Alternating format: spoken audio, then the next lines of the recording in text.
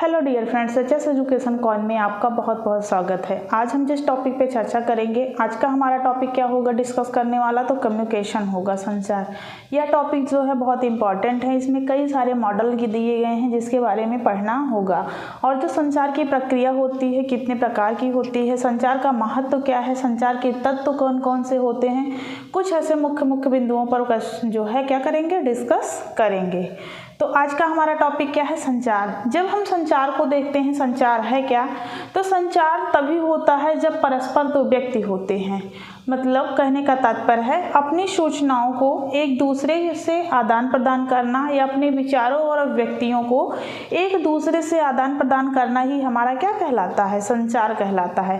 अब जो संचार होता है, यह संचार हम किसी चैनल के माध्यम से भी कर सकते हैं, खुद से भी हम संचार कर सकते हैं, कम्युनिकेट कर सकते हैं, किसी दूसरे व्यक्ति से भी कर सकते हैं, और जो है मास कम्युनिकेशन भी हम कर सकते हैं। मतलब कहने का तात्पर्य है कि इसके कई सारे तरीके होते हैं संचार के। संचार का मतलब यही होता है कि अपने विचारों एवं व्यक्तियों को एक व्यक्ति से दूसरे व्यक्ति तक पहुंचाना और दूसरे व्यक्ति के विचारों और व्यक्तियों को ग्रहण करना ही हमारा क्या कहलाता है, कम्युनिकेशन कहलाता है। तो आज का हमारा टॉपिक क्या है, कम्युनिकेशन या संचार। जब हम संचार की बात करेंगे तो सबसे पहले हम जानेंगे कि संचार कहाँ से लिया गया है या कैसा वर्ड है, इंग्लिश में इसे क्या कहते हैं। तो क्वेश्चन पूछा जाता है कि जो हमारा कम्युनिकेशन है वो कैसा है। तो कम्युनिकेशन हमारा लैटिन लैंग्वेज से लिया गया है।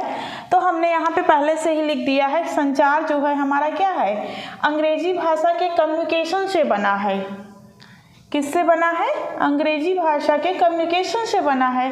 और जो ये कम्युनिकेशन है ये लैटिन भाषा के कम्युनिस्ट से लिया गया है, जिसका अर्थ क्या होता है, टू मेक ए कॉमन मतलब सामान्य बनाना, टू शेयर साझा करना, टू इम्पोर्ट भेजना, टू ट्रांसमिट मतलब एक दूसरे से परस्पर भेजना, फैलाना। ट्रांसमिट का मतलब होता है फैलाना, प्रसारित करना। तो बात समझ में आई। हमने क्या बताया आपको, अंग्रेजी भाषा में कम्युनिकेशन, संचार को अंग्रेजी भाषा में क्या कहते हैं, तो कम्युनिकेशन कहते हैं। और कम्युनिकेशन किस लैंग्वेज से हमारे लिया गया है, तो लैटिन लैंग्वेज से लिया गया है। लैटिन लैंग्वेज के किस शब्द से लिया गया है, तो कम्युनिस्ट से लिया गया है। किससे लिया गया है, कम्युनिस्ट से लिया गया है। अब कम्युनिस्ट का अर्थ क्या होता है, तो कम्युनिस्ट का जो अर्थ होता है वो होता है to make common. To make common का मतलब होता है सामान्य बनाना, टू शेयर साझा करना, टू इम्पोर्ट भेजना, उसके बाद टू ट्रांसमिट फैलाना। तो कहने का मतलब है कि संचार एक ऐसी प्रक्रिया है जिसके माध्यम से हम क्या करते हैं, अपने विचारों और व्यक्तियों को एक व्यक्ति से दूसरे व्यक्ति में परस्पर साझा करने का कार्य करते हैं। उसके बाद हमारी परिभाषाएं बहुत सारी दी गई हैं। हमने यहाँ पे 3 परिभाषाओं को लिखा है और परिभाषाएं हमारे कम्युनिकेशन वाले चैप्टर में बहुत सारी परिभाषाएं दी गई हैं। सबसे पहला हमारा जो परिभाषा है वो किसकी है, ओपी धामा के अनुसार। ओपी धामा ने क्या कहा है संचार को, तो संचार से अर्थ है ज्ञान, विचार, सूचनाओं और भावों का आदान प्रदान जो व्यक्ति के मध्य संपन्न होता है। इन्होंने क्या बताया है कि एक व्यक्ति का जो ज्ञान होता है, जो विचार होता है, उनकी जो सूचनाएं होती हैं और जो उनके भाव होते हैं, वो परस्पर उसका आदान प्रदान एक व्यक्ति के मध्य संपन्न होता है। जो व्यक्ति के मध्य संपन्न होता है वह हमारा क्या कहलाता है, वह हमारा संचार कहलाता है। सेकंड हमने किसका लिखा है, जे पॉल लिंगन के अनुसार। जे पॉल लिंगन ने क्या कहा है कि संचार एक ऐसी प्रक्रिया है जिसमें 2 या 2 से अधिक व्यक्ति आपस में विचारों, तथ्यों तथा भावनाओं का आदान प्रदान इस प्रकार करते हैं कि उनमें से प्रत्येक व्यक्ति संचरित संदेश के अर्थ, विषय, सामग्री एवं उसके प्रयोग को समझते हैं। जे पॉल लिंगन ने बताया है कि जो हमारी संचार प्रक्रिया होती है वह परस्पर एक व्यक्ति से दूसरे व्यक्ति में आपस में क्या करते हैं, एक दूसरे के भावनाओं को, विचारों को इस प्रकार से आदान प्रदान करते हैं कि जो प्रत्येक व्यक्ति होता है वो संदेश की जो विशेष सामग्री होती है, जो सूचनाएं होती हैं, उनको भली भांति समझने का कार्य करते हैं। उसके बाद अगला हमारा है किसके अनुसार, सूपे के अनुसार है। सूपे ने क्या बताया है, सूपे ने बताया है कि किसी एक व्यक्ति से दूसरे तक किसी विचार, किसी कौशल या अभिवृत्ति को सही और सफल तरीके से पहुंचाने की प्रक्रिया ही क्या कहलाती है, संचार कहलाती है। जैसे अब मान लो हम क्या कह रहे हैं, यहाँ कम्युनिकेशन ही तो हम कर रहे हैं। जैसे किसी एक व्यक्ति से दूसरे तक किसी विचार, जैसे हम क्या कर रहे हैं, अपने विचार को आप तक पहुंचा रहे हैं, अपने कौशल को डिलीवर कर रहे हैं, अपनी अभिवृत्ति सफल और सही तरीके से अगर हम यह चीज पहुंचाते हैं तो वह हमारा क्या कहलाता है, संचार कहलाता है। किसने कहा है, इसको सूपे ने कहा है। सूपे ने क्या कहा है कि एक व्यक्ति जब दूसरे व्यक्ति से अपने विचार, कौशल, अपनी अभिवृत्तियों को सही तरीके से और सफल रूप से पहुंचाने का कार्य करता है तो यह जो प्रक्रिया होती है वो क्या कहलाती है, संचार की कहलाती है। अब आगे हम क्या जानेंगे, अब हम आगे जानेंगे संचार के महत्व क्या हैं। अब आगे हम जो डिस्कस करने वाले हैं वो हमारा क्या होगा, तो संचार का महत्व। संचार का महत्व क्या होता है, तो प्रसार शिक्षा में संचार का महत्व क्या क्या होता है इसके बारे में हम अध्ययन करेंगे। सबसे पहला पॉइंट हमारा क्या है, उद्देश्य निर्धारण की प्राप्ति में। कहने का मतलब है संचार प्रक्रिया के माध्यम से एक संप्रेषक को ऐसा होना चाहिए कि वह क्या करे, किसी भी तत्वों की प्रकृति को जाने और अपने उद्देश्यों तक वह पहुंच सके। मतलब कोई भी सूचना वह प्रसारित करने जा रहा है तो उस सूचनाओं की प्रकृति, उसके तत्वों के बारे में जाने ताकि वह क्या करे, जो है प्राप्तकर्ता को या रिसीवर को बता करके वह अपने उद्देश्यों की प्राप्ति कर सके या अपने संदेशों का संचार वह कर सके। अगला क्या है, लोगों के व्यवहार में परिवर्तन। तो संचार प्रक्रिया ऐसी होनी चाहिए कि लोगों के व्यवहार में परिवर्तन लाने होने चाहिए, लोग उसको अडॉप्ट कर पाएं और अपने व्यवहार में परिवर्तन लाएं। अगला है नवीन विचार खोज तथ्यों को जनता तक पहुंचाने में। तो एक जो संचारक हमारा होता है, जो हमारा जो है संप्रेषक होता है, वो क्या करे, वो नवीन नवीन तथ्यों को खोज करे और उन तथ्यों को जनता तक पहुंचाने में क्या करे, मदद करे। अगला है ग्रामीण जीवन के उत्थान के लिए।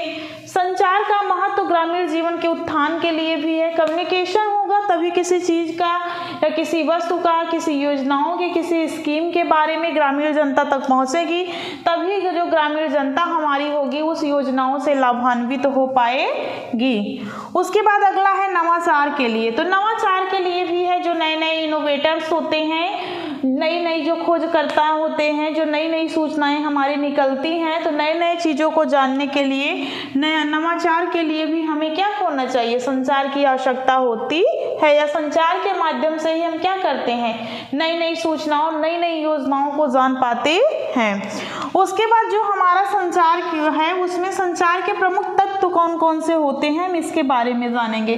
तो जब हम कम्युनिकेशन करते हैं, जब हम अपने विचारों को, अपनी भावनाओं को, अपनी अभिव्यक्तियों को, अपने कौशल को दूसरे व्यक्ति तक पहुंचाने का माध्यम हमारा क्या होता है, संचार ही होता है। संचार के माध्यम से हम अपने विचारों को, अपने भावनाओं को, अपनी सूचनाओं को क्या करते हैं, परस्पर एक दूसरे में हस्तांतरित करने का कार्य करते हैं। तो इसके कुछ तत्व भी होते हैं। वो तत्व कौन कौन से हैं, पहला हमारा संप्रेषक।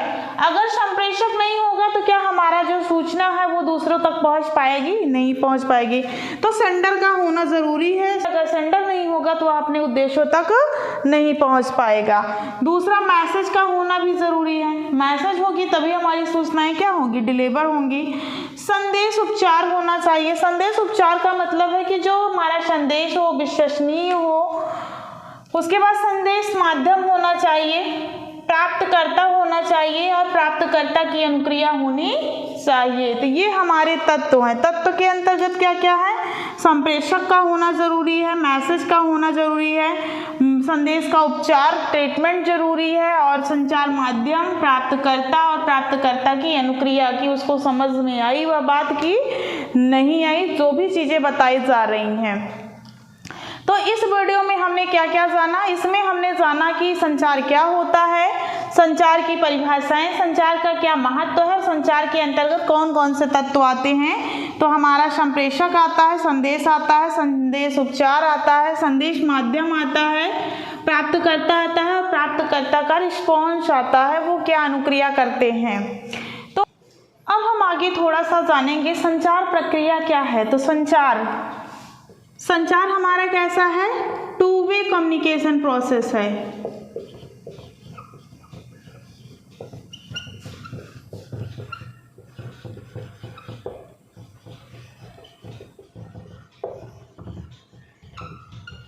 टू वे कम्युनिकेशन प्रोसेस है, क्यों है, तो जो हमारा संचार होता है इसमें किसका होना जरूरी है, एक संप्रेषक का होना जरूरी है और एक प्राप्तकर्ता रिसीवर का, सेंडर और रिसीवर का होना जरूरी है। अगर यह दोनों नहीं होंगे तो हमारी संचार प्रक्रिया नहीं हो पाएगी।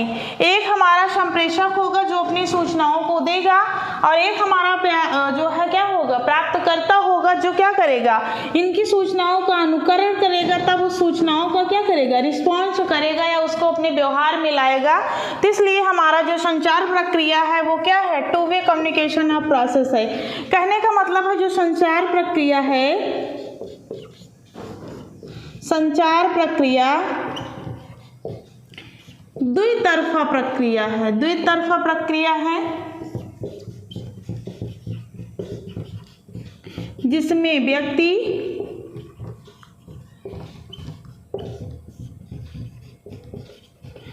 अपनी सूचनाओं,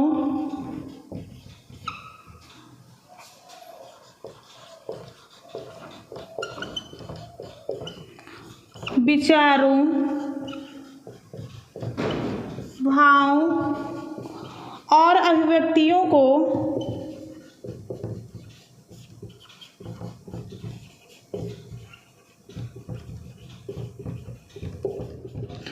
परस्पर आदान प्रदान करता है, परस्पर आदान प्रदान करता है।